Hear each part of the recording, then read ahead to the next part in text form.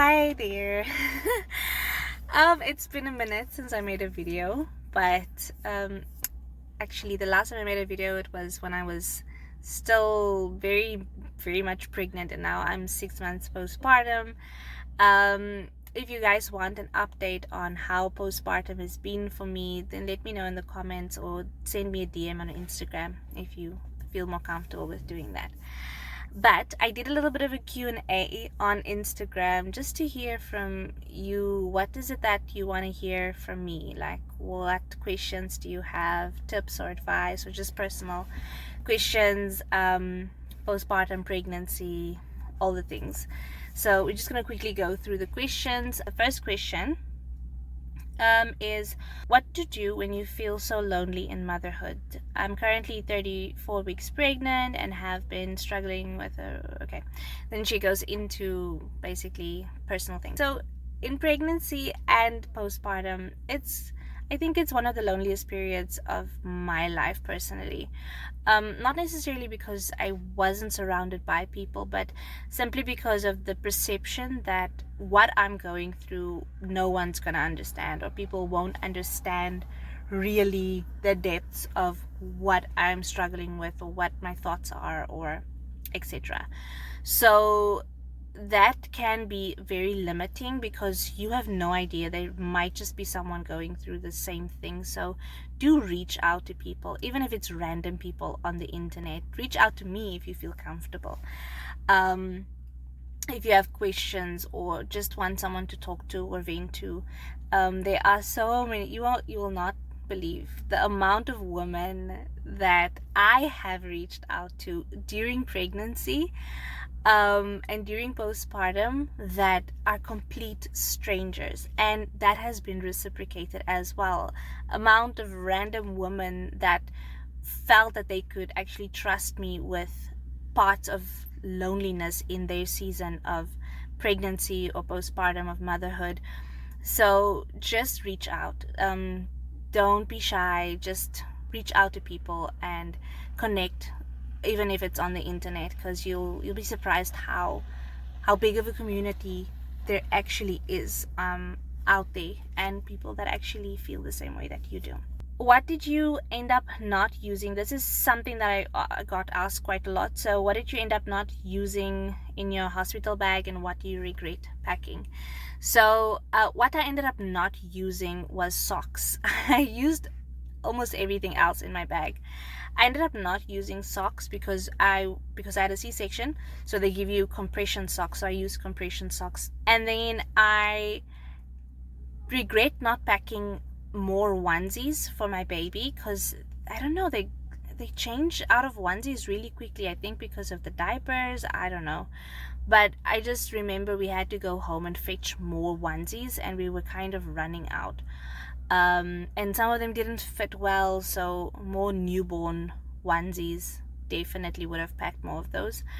And then what I also regret not packing was my breast pump, because there were moments when I had to express breast milk to cup feed my baby because she had jaundice.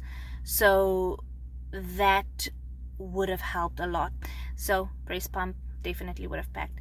But everything else I was pretty happy with, that I was so thorough with my list. If you haven't checked out that video, I will link it somewhere, either in the description or up here somewhere, just for you to go check what I ended up packing in my hospital bag.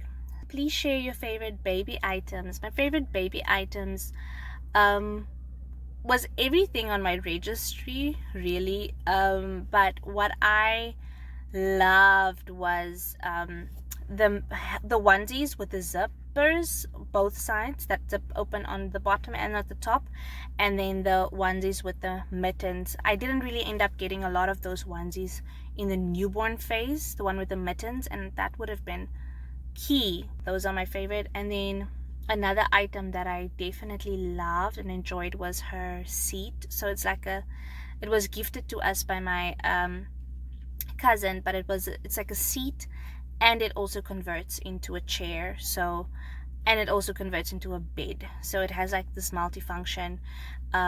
So when she was a newborn, she would like just lay in there and lounge in the living room with us. Did you use Clomid? What is your take on it, and would you advise it for other mummies? Clomid is a medication that helps you to ovulate or to hyperovulate, and that just kind of increases your chances of conception, or that's like the brief of it. That was explained to be my gynae, and this was an option to us, but we rather opted to go for something natural, and that was just diet and lifestyle change. And also I used a supplement that had inositol in, which is just a natural vitamin that you find that also helps with women with PCOS to improve chances of conception. The Clomid is up to you. It's up to what works for you or what will be optimal for you. It's not just this pill that you get once and you definitely conceive. It's something that you could take a few rounds, or the first round you can get pregnant with it. So it really just depends on your body and God's timing. So weight loss tips, please, especially postpartum. So this one, if I'm being honest, I'm also currently still struggling with. I didn't know how hard it would really be to lose weight with high levels of prolactin in my body. So prolactin is a hormone that produces breast milk, and it makes you hold on to fat because it wants to preserve energy to produce breast milk. So it's been a struggle. But if you're not breastfeeding, or even if you are, just taking it easy with yourself and easy with your journey, and also making sure that you eat healthy, eating lean proteins, lots of vegetables and fruits on a daily basis, whole grains, so looking for whole wheat options or high in fiber options, so that you have slow releasing carbs in your body and not like things like sugary or things that are like very refined, like white flour and things like that. So yeah, that's the basics. And then obviously your movement needs to be part of your daily lifestyle, so depending on what you can fit in and how your body has recovered and healed. Then what's the best advice you got before becoming a mother, and what's the best advice that you would give? So this one, I love the advice of enjoy the moments because they pass, even whether it's the good or the bad. And this is so true. I remember dreading the newborn stage, and I was just like, I just wanted to get over. I'm done with the sleepless nights. It's so much harder than I thought it would be. And then once it was done, then I was like, yo, I miss my newborn. I really miss her. And I can see that now. I can see that it's best to just enjoy the stage, enjoy the hard and the good and the bad, because at the end of the day, you're going to miss it, whether it was even terrible. So that's the advice I loved. Definitely just take it easy. Just take it easy. It's not gonna be easy, but just try and enjoy the moments with your baby as much as possible and not stress the little things. I'm a type A personality, and I like my house clean, and I like things in order, and I like a schedule and a very rigid. But as a mom, I've learned to let go and just to take it easy. So yeah, that's definitely something that has helped me. Are you enjoying motherhood? That's another question that I asked, and that was quite a few that asked this. Motherhood has shook me. I'm the most tired I've ever been. And then obviously the schedule and how busy it is, and how you don't have time for anything really when you're juggling everything and you don't have time for yourself. So motherhood has rocked my world, but at the same time, I have never been happier. Like, I've never been more content in my whole life. And even in the midst of painful exhaustion, I couldn't be happier. So when people say, like you'll understand when you're a mom. Like, I get it now. So anyway, tips for hair loss. A, I'm about to go bald, seriously. Okay, so confession, and I want to touch wood when I say this. I have not experienced hair loss postpartum. Yes, I mean, because of PCOS, I have had hair loss, like it's my usual. So I would comb, and then there will always be bunch of hair in the brush.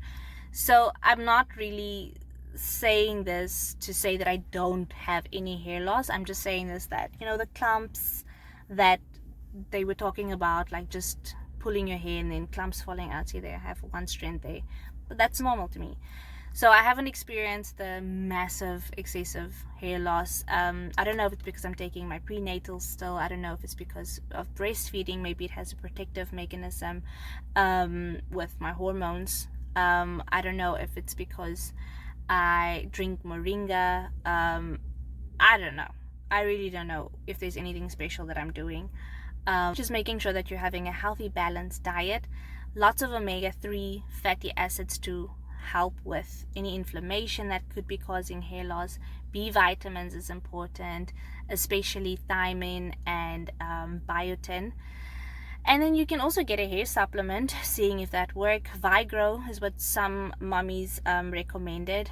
The pill and the application, the oil that you put in your scalp, and then rosemary infused oils for your scalp. But I would personally, if I experience it, I would just ride it out, honestly. Maybe get a cute haircut while I'm at it.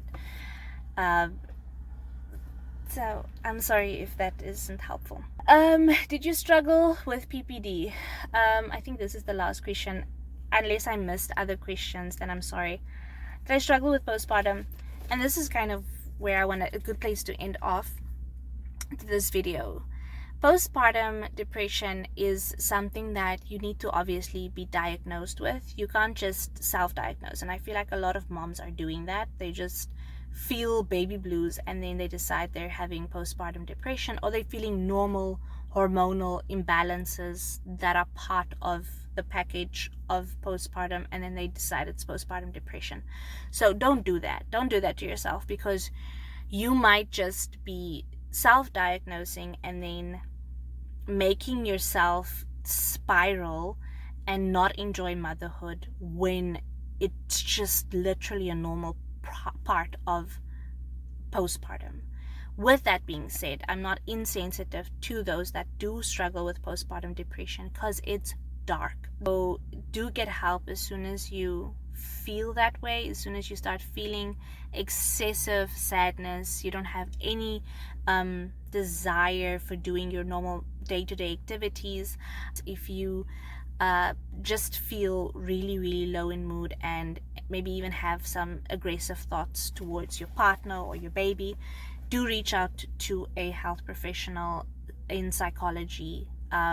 Your GP might not be able to diagnose it, because there's a certain tool that needs to be used to diagnose postpartum, but definitely go see a psychologist. What had helped my mental health postpartum is I take daily walks with my baby. I also sunbathe, so I would literally sometimes just strip everything and then go lay in the sun. Helps with vitamin D, and that helps with hormonal regulation. Omega-3 fatty acids, vitamin B's, that has also been shown to help with your mental wellness and cognitive function. And then also just eating a variety of balanced foods, whole grains, again, vegetables, antioxidants, and then sleeping when I can, because a lack of sleep also starts to deteriorate the cognition. Cuddling my baby and really soaking her in, spending time with her, intentional time, not just being busy around her, and avoiding triggers. If you start to feel more depressed when you drink alcohol, avoid it. When you start to feel more depressed when hanging out with certain people, avoid them. When you start to feel bad about yourself or disgusted with yourself following certain accounts, unfollow them. Try and avoid things that you can see is triggering thoughts of worthlessness, or feeling a low mood, or feeling regret or guilt, or any of those things. So yeah, that's basically a little bit of a Q&A. Let me know if you want me to do another one of these, if there's something that you wanted to ask and you couldn't ask with this first one. So yes, that's this video. Thank you so much for listening to my spiel, and we'll see each other on the next one, whenever that's going to be. Bye.